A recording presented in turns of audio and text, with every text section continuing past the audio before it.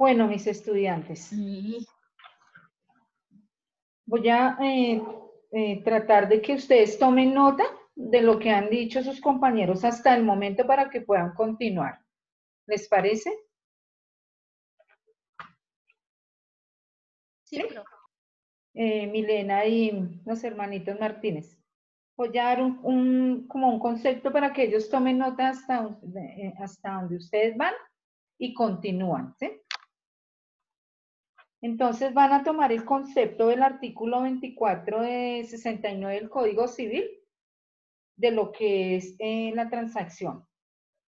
Si me están escuchando, les digo, la transacción es un contrato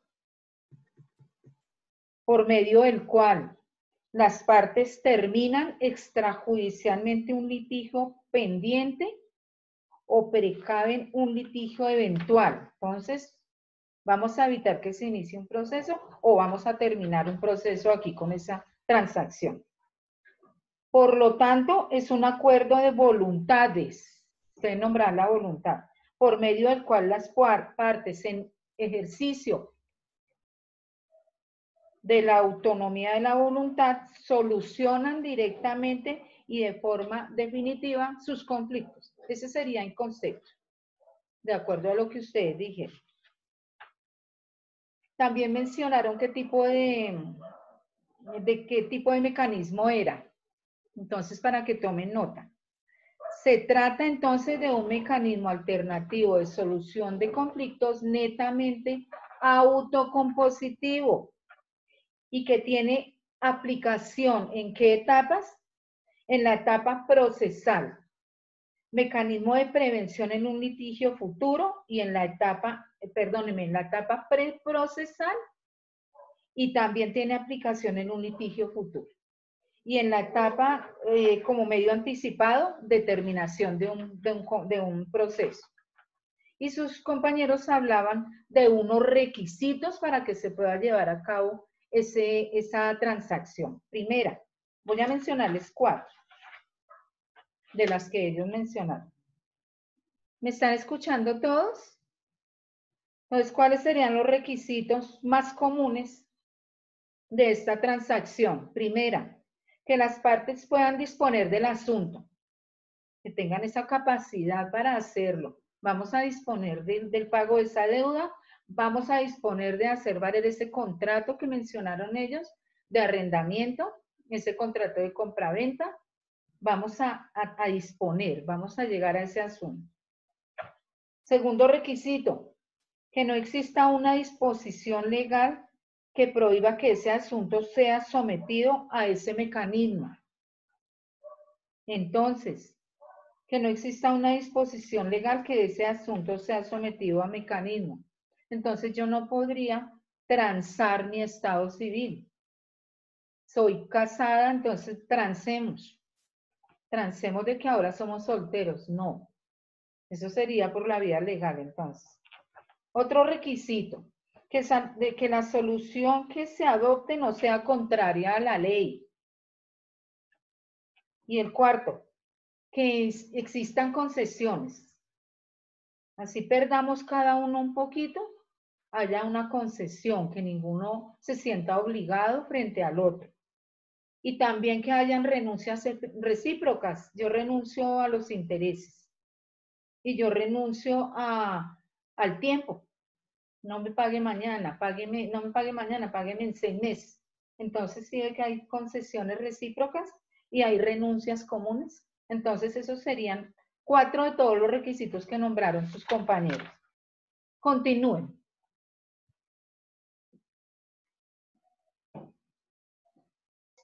Profe, ¿nos deja compartir la pantalla, por favor?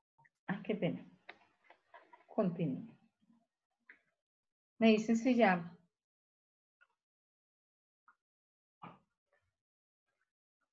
Sí.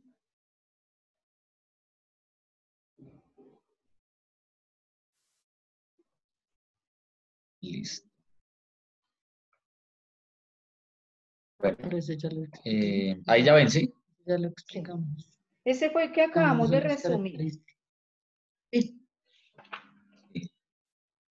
¿Esa ya? Eh, Ya.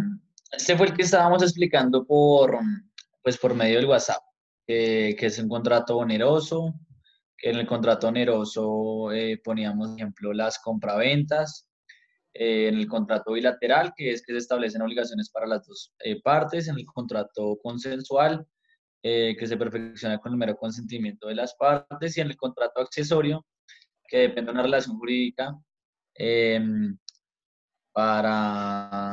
jurídica anterior. En el contrato accesorio es como, por ejemplo, cuando uno hipoteca la casa. El contrato accesorio es que a uno le dan una obligación para, como para garantizar que uno tiene que pagar la deuda que tiene que pagar. Entonces, por ejemplo, la hipoteca. Cuando uno hipoteca la casa, pues ya está la La obligación garantía. exacto, la garantía dentro de la obligación, que si yo no pago, pues me quitan la casa, porque está hipotecada.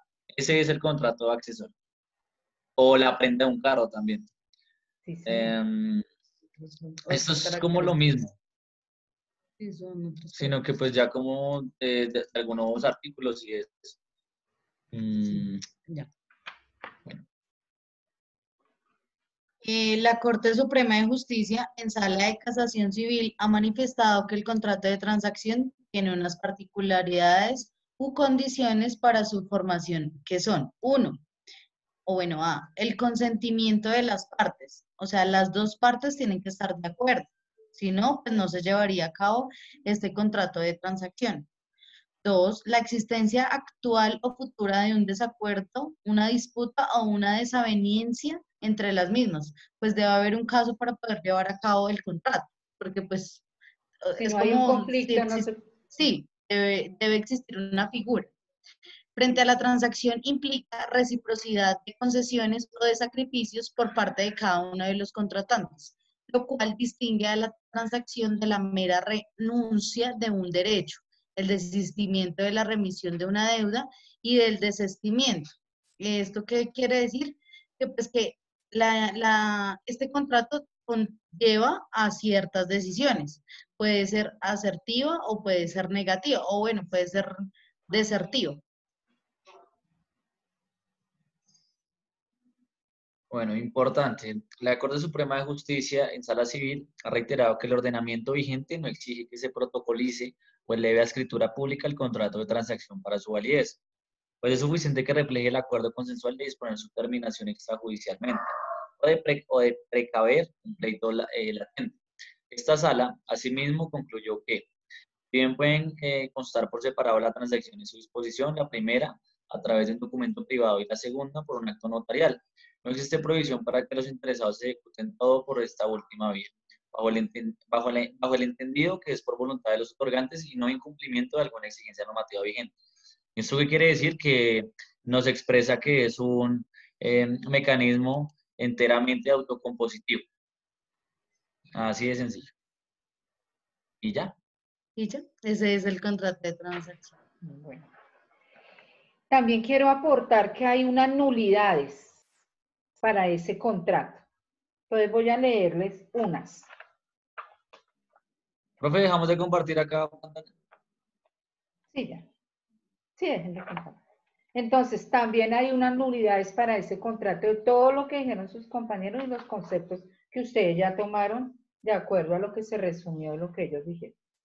Si es logrado por títulos falsificados, por ejemplo, la escritura pública de la casa que se hipotecó, resulta que esa casa no era una, de repente, estaba abierta una sucesión y eso evita que esa casa se hipoteque. Entonces, automáticamente queda nulo ese contrato de transacción. Si se obtiene por medio de violencia, coacción o dolo. Entonces, ahí no es recíproco. Entonces, se obtuvo porque alguna de las partes de alguna manera amenazó, coaccionó, hubo dolo de alguna manera. Entonces, si se prueba, queda nulo de tal. Si surge un título nulo, salvo que los actores del conflicto hayan tratado expresamente sobre la nulidad del título. Entonces, de repente, hablemos del cheque, el ejemplo que hicimos al comienzo. Entonces resulta que debo ese dinero porque ese cheque no tenía fondos, no tengo la plática para consignarla. Entonces, más bien, transemos y ese título valor, ese cheque va a perder, queda nulo. Pero si de pronto no se habló del cheque y se transó, se levantó ese contrato de transacción y de repente el acreedor tenía el cheque, vuelve y cobra. Dice, no, yo aquí tengo un cheque que teníamos y nunca se habló cuando transaron de que el cheque número tal de la cuenta tal del banco tal por banco tal quedaba nulo. Entonces se abre un proceso y entonces esa transacción queda nula y ya ahí entra un debate, una litis, un proceso larguísimo, porque es que yo pagué y resulta que yo pagué la deuda que tenía con ese cheque y usted me está cobrando otra vez por el hecho de que se me olvidó cuando transamos hablar de la nulidad de ese título. ¿Sí? Es decir, la nulidad se presenta cuando los documentos no son auténticos. Cuando se prueba que no hay. Ahora, surgida de litigio terminado con sentencia en firme cuando uno de los actores del conflicto desconoce tal circunstancia al momento de transigir. Entonces, había un proceso que estaba andando y resulta que como es autocompositivo, podíamos lograr un acuerdo de transacción fuera del proceso y resulta que una de las partes se olvidó del proceso. Y resulta que cuando acordaron, transaron, ya había una sentencia. Entonces, automáticamente esa transacción queda nula porque una de las partes no sabía que ya había sentencia y la otra sí, y de pronto la otra, por ganar o favorecerse más, no le dijo, oiga, ya había sentencia donde yo perdía y usted de pronto ganaba, sino que le dijo, transemos, queda nulo. ¿Por qué? Porque ya había una sentencia y una de las partes no tenía conocimiento. Por error acerca de la identidad del objeto sobre el cual se quiere transigir. Entonces, podemos volver al asunto del bien inmueble.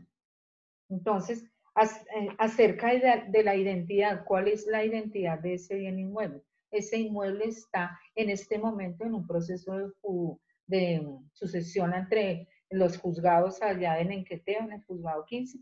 Entonces, yo no podía hacer una transacción sobre ese bien. Queda totalmente nula esa transacción. Entonces, ahí termina el tema de la transacción. Muy bien, los felicito porque quedó claro, quedaron los conceptos claros. Y mientras el poco tiempo que nos queda, yo quiero contarles el tema de la transacción también se aplica en lo laboral. Entonces, es mucha la jurisprudencia, como ustedes hablaron algo de la Corte, en jurisprudencia por no haber, digamos, dentro del Código Sustantivo Laboral o en el proceso laboral, artículos en donde se habla de la transacción, resulta que se lleva a cabo la transacción dentro de las empresas empleador-empleado y vamos a ver ese tema en laboral porque se cometen muchísimos errores y por eso la jurisprudencia está muy pendiente de ese tema. Entonces, en cuanto a lo laboral, vamos a ir pasando hasta donde alcance porque este tema es larguísimo. Entonces, la transacción es un mecanismo alternativo para la solución de conflictos que puede presentarse entre el trabajador y entre el empleador, en el cual las partes involucradas expresan su voluntad de dar por terminado un conflicto existente o de evitar un conflicto futuro. Es lo mismo que nos explicaron sus compañeros en tema civil, pero aplicado a lo laboral. Está molestando. La transacción implica que las partes intervinientes transen o se pongan de acuerdo con los aspectos en discusión para dar por terminado el conflicto. Es exactamente lo que hablamos los compañeros en tema civil, pero estamos aplicándolo a laboral. Vamos a pasar a ver las siguientes. Entonces, la transacción es un contrato o acuerdo de voluntades cuyo propósito es terminar los conflictos sin la intervención de la justicia, pues son las partes quienes se ponen de acuerdo respecto a los derechos, obligaciones o de dudas reclamadas. Exactamente lo que hablaron sus compañeros en tema civil, pero aplicado a laboral. ¿Cuáles son los requisitos? El contrato de transacción no está contemplado de forma expresa en la legislación laboral, sino en el artículo que dejamos como base en civil, en el 2469. ¿Qué dice ese artículo? La transacción es un contrato en que las partes terminan extrajudicialmente un litigio pendiente o precaven un litigio eventual. ¿Qué quiere decir? Prevengamos que haya un litigio a futuro con este contrato. No es transacción el acto que solo consiste en la renuncia de un derecho que se disputa. Ahí lo explicaron sus compañeros y pudimos ver unos ejemplos. Pasamos a la siguiente. El principal requisito de contrato de transacción laboral es que no puede tratarse en derechos que, ya ustedes saben, en derechos ciertos e indiscutibles, ¿no? Ahí aplica. Más que un requisito, es una prohibición. Prohibido transar asuntos ciertos e indiscutibles. Pasamos a la siguiente.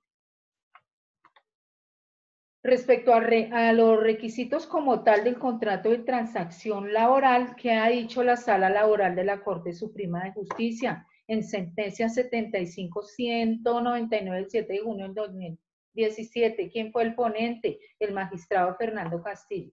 ¿Qué dijo? Esta figura, abro comillas, esta figura jurídica, la de transacción, ha sido analizada por esta Corte en distintas oportunidades, en las que ha propuesto que la transacción resulta válida cuando, en materia laboral, primero, exista un litigio pendiente o eventual, según el artículo 2469 que invocaron sus compañeros en el tema civil. Segundo, no se trate de derechos ciertos e indiscutibles, según el artículo 15 que lo estuvimos leyendo del Código Sustantivo del Trabajo. Y tercero, la manifestación expresada de la voluntad de los contratantes está exenta de vicios y si se pacta mediante representante judicial, este debe estar facultado para transigir el litigio pendiente o eventual. Entonces, es cuando ya está dentro del proceso y en lo mismo que explicaron sus compañeros, se puede llevar a cabo la transacción y ahí termina el asunto, el litigio queda cerrado y nace a la vida jurídica esa transacción. Y que hayan concesiones mutuas y recíprocas, exactamente lo mismo que en temas civiles con los contratos, es lo mismo en laboral. El contrato de transacción no requiere solemnidad alguna y ni siquiera es necesario que se llame contrato de transacción, como lo señala ¿quién? La Sala Laboral de la Corte Suprema de Justicia nos dice el número de la sentencia y su magistrado ponente, Jorge Mauricio Burgos. ¿Qué dice? Abro comillas. De otra parte, en relación a la solemnidad del acto, es suficiente el acuerdo de voluntades para su perfeccionamiento y a su vez no es necesario que se celebre de modo especial un contrato que indispensablemente lleve el nombre de contrato de transacción. Pueden hacer otro contrato entre empleador y empleado, pero es una transacción sin que se identifique como tal. En razón a que dicho convenio puede pactarse y existir cumpliendo los requisitos legales del mismo contrato de transacción. Lo importante es que el documento que contenga la transacción cumpla con los requisitos ya señalados. ¿Cuáles son? Que exista un conflicto actual o uno futuro eventual.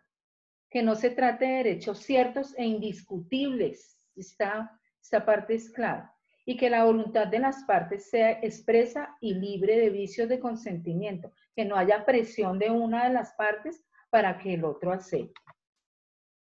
No es necesario que una autoridad judicial avale el contrato de transacción, excepto cuando está en un proceso judicial en curso. Entonces, ¿qué les decía? Cuando de pronto empleador y empleado llevan a cabo allá dentro de las oficinas de la misma compañía y llegan a un acuerdo y transan, entonces pues ahí no fue necesario que la autoridad judicial avalara el contrato. Pero ahí hago un paréntesis. Si de pronto transaron un asunto cierto e indiscutible, ¿qué pasa? Es nulo. Y en ese momento lo conoce el juez laboral. Solamente hasta ese momento en que se descubra que se transaron asuntos ciertos e indiscutibles. Mientras tanto, no conoce el juez laboral el asunto, por supuesto. Pero si está dentro en el caso del cual, y vamos a devolvernos al artículo 312 del Código General del Proceso, ¿recuerdan lo que decía? Abro paréntesis. Para que la transacción produzca efectos procesales deberá solicitarse por quienes la hayan celebrado, dirigido al juez o tribunal que conozca el proceso o de la respectiva actuación posterior a este, según fuera el caso, precisando sus alcances o acompañando el documento que la contenga. Dicha solicitud podrá presentarla también cualquiera de las partes, acompañado el documento de transacción. En este caso se dará traslado al escrito a las otras partes por 3 días. Entonces, ¿qué pasa ahí? Cuando hay un proceso de tipo laboral ante los jueces laborales y dentro del camino de la etapa procesal, como nos dice el artículo 312 del Código General, se puede parar ahí el proceso mediante algunos casos la conciliación, pero en este caso estamos hablando de la transacción en temas laborales. Entonces, transaron, le presentaron mediante un escrito al juez. ¿Y el juez qué hace? Como él ya conoce el asunto porque recibió la demanda, el escrito, lo analizó y está avanzando, él revisa esa transacción y ahí se va a dar cuenta si es una transacción que puede parar el proceso o si es una transacción nula porque transaron asuntos ciertos e indiscutibles. Eso es lo que nos aclara. ¿El juez qué hace? Lo que les dije, valora esa transacción y la prueba si está justa al derecho sustancial, o sea, si no se están transando asuntos ciertos e indiscutibles, como por ejemplo, si no se versa lo que les dije, asuntos ciertos e indiscutibles. Y nos vuelve a decir otra vez esa sentencia que es un derecho cierto e indiscutible.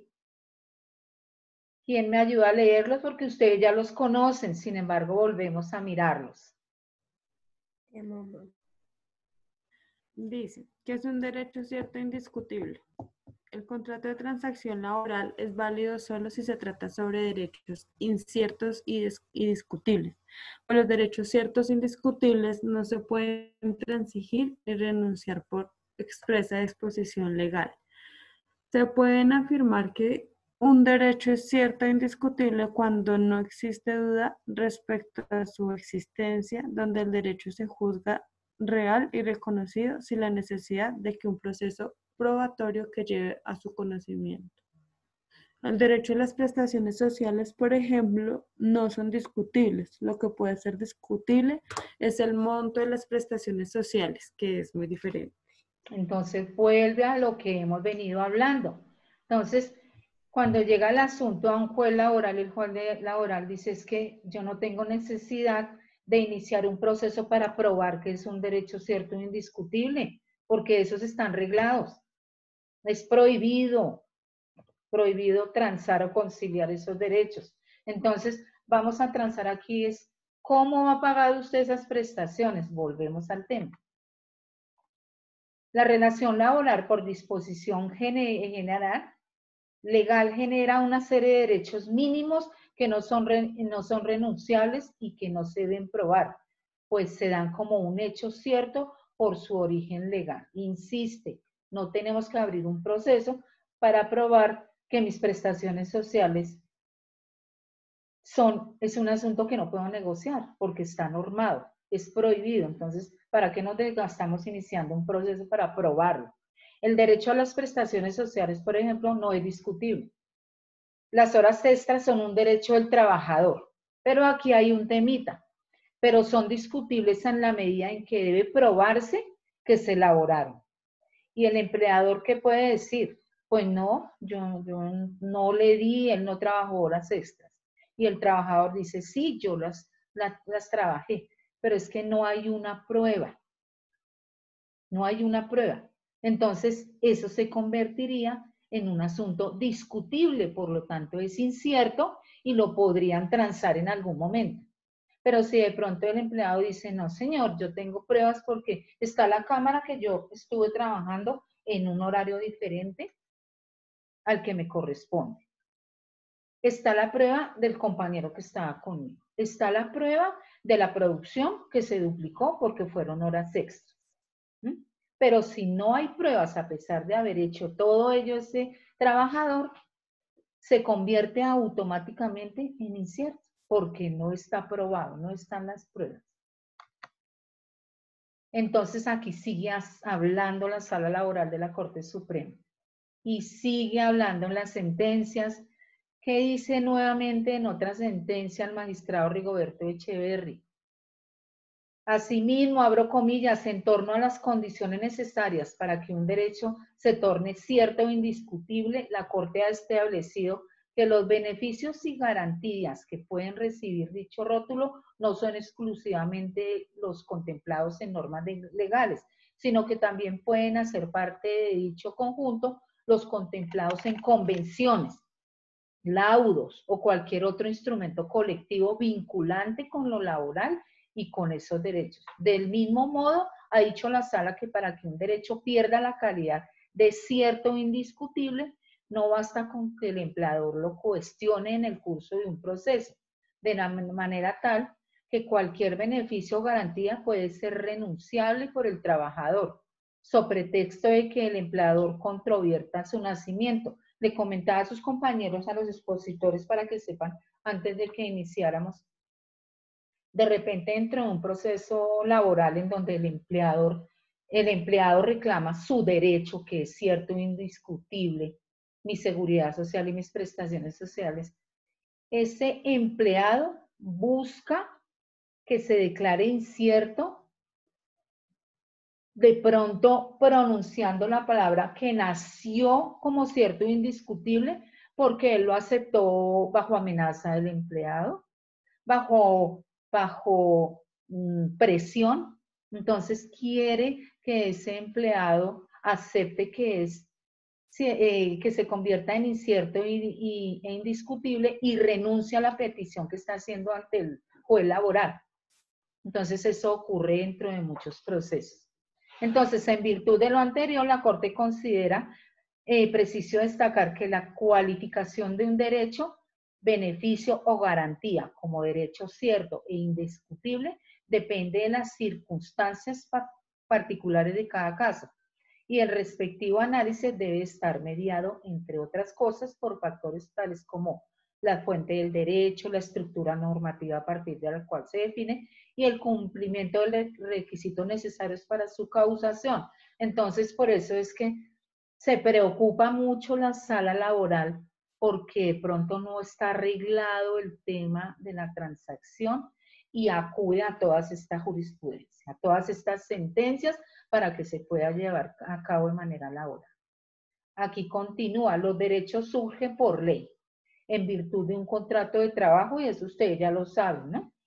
Que están dentro del contrato de trabajo, están dentro del reglamento interno, y la ley prohíbe, dice, prohíbo que se acuerden, que se lleve a transacción o a conciliación esos asuntos. Y dice que en la medida en que sean claros y precisos se consideran indiscutibles.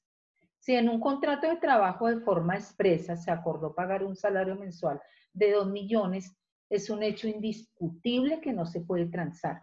Ahora, si las partes discuten la existencia del contrato de trabajo porque no hay prueba de su existencia, entonces no existe un derecho cierto e indiscutible. Pues la existencia del contrato solo se materializa mediante sentencia. ¿Qué quiere decir esto? Resulta que me contrataron y el empleador me dijo, le voy a pagar 2 millones mensuales. Y ya. Y dejó 3 meses sin pagarme, me debe 6 millones. Voy a retirar.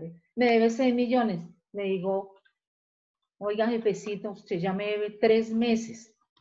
Usted me tiene que pagar eso porque eso es Mejor dicho, yo no puedo discutir ese valor con usted, es un asunto cierto y indiscutible. Me dice usted cómo me va a probar, fue que yo le entregué algún contrato, firmamos algún contrato, le entregué alguna copia, automáticamente se convirtió en incierto y discutible porque no está la prueba, no está el contrato. ¿Mm? Entonces, incierto y discutible, de lo que tiene que hacer ese empleado, probarlo ante el juez, a iniciar un proceso.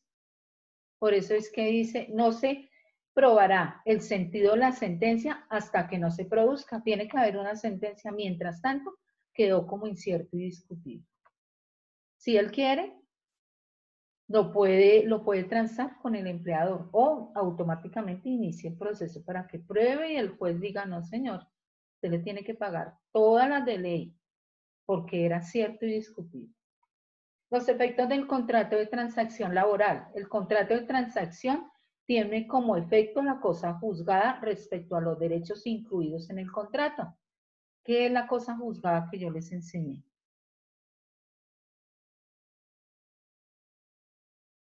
La cosa juzgada, por eso cuando hablábamos de la conciliación, digo, esta acta presta mérito ejecutivo y hace tránsito a cosa juzgada. ¿Qué quiere decir? Que no se puede discutir sobre el mismo tema porque hace las veces de una sentencia.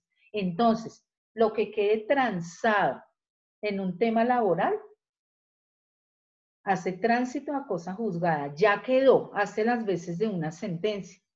Pero entonces aquí creo que hay una aclaración. La Sala Laboral de la Corte Suprema de Justicia, en esa sentencia, el magistrado ponente, nuevamente Mauricio Burgos, señaló lo siguiente, abro comillas, ciertamente, como lo anota el impugnante, el tribunal desconoció los efectos de cosa juzgada. Ya saben qué cosa juzgada es, hace las veces de una sentencia y no se puede volver a hablar o a iniciar un proceso por los mismos hechos, pero aquí pasó algo. Dice, el tribunal desconoció los efectos de cosa juzgada que le reconoce a la transacción el artículo 2483 del Código Civil, que sus compañeros lo mencionaron, al establecer lo siguiente, abro comillas, produce el efecto de cosa juzgada en última instancia, pero podrá impetrarse la declaración de nulidad a esa resolución en conformidad a los artículos precedentes, de tal suerte que no podía imponer condena por obligación que ya fue materia de transacción entre las partes, menos cuando no fue el caso en que el accionante estuviera alegando nulidad. Entonces él aquí nos dice dos cosas.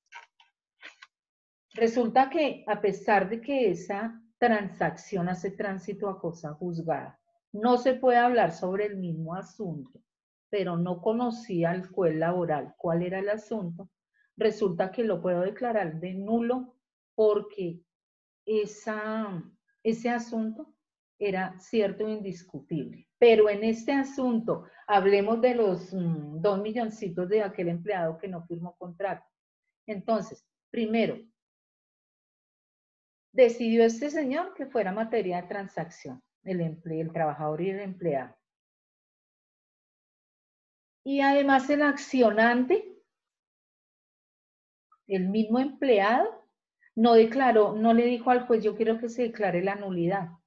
Él simplemente dijo, no tenemos contrato, acordamos, transamos, él me pagó mis 6 millones, de a pocos, pero entonces en ningún momento dijo, yo quiero que se declare la nulidad de esa transacción, entonces quedó así.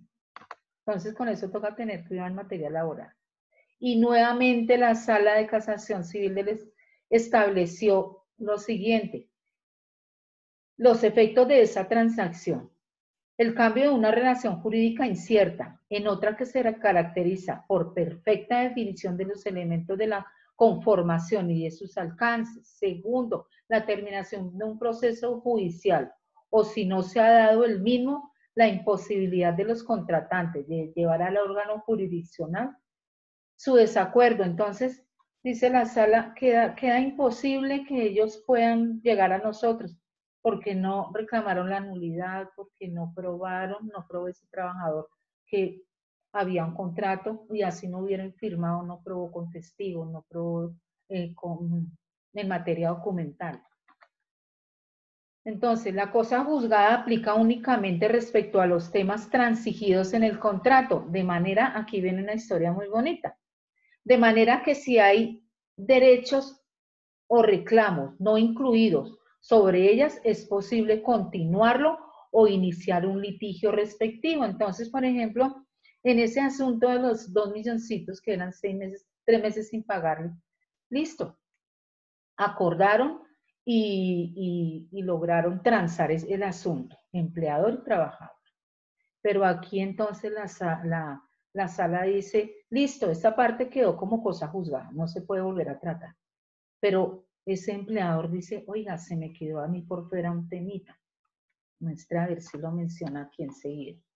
Cuando la transacción sucede en un proceso judicial en curso, dice el artículo 312, que ya lo hemos leído, que el juez debe declarar terminado el proceso. Y eso debe ser así. Entonces, la transacción se realiza antes de que exista una demanda. No se pueden demandar hechos contemplados en el contrato de transacción. Ya quedó así, a no ser que se declare nulo. Pero el hecho que exista un contrato de transacción no impide que el trabajador demande al empleador, pues el trabajador puede alegar la nulidad del contrato y le corresponde al juez determinar si la transacción se hizo en derecho o no. Y le corresponderá al juez declarar o no la cosa juzgada en función de la evaluación que haga el contrato de transacción. Entonces, si ese trabajador de repente dice, dejé pasar 2 añitos, voy a pedirle al juez que declare la nulidad por esto, porque ya tengo pruebas por lo otro. Entonces, ahí sí se activa el aparato judicial por la parte laboral y el juez empieza a investigar. Dice que etapa o instancia procesal en la que se puede firmar un contrato de transacción laboral. Se puede firmar antes de que se inicie el proceso, precisamente para evitar el inicio del mismo. Pero si el proceso judicial ya está en curso, la transacción igual es válida en cualquier instancia. Y dice el inciso, el primer inciso que ustedes lo leyeron del 312 del Código General del Proceso. En cualquier estado del proceso podrán las partes transigir la litis. También podrán transigir las diferencias que surjan con ocasión del cumplimiento de la sentencia.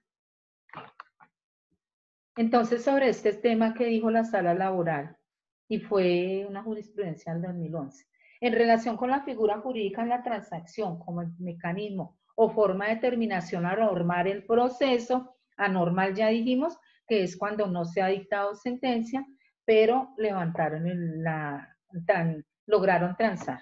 Entonces fue de una manera normal.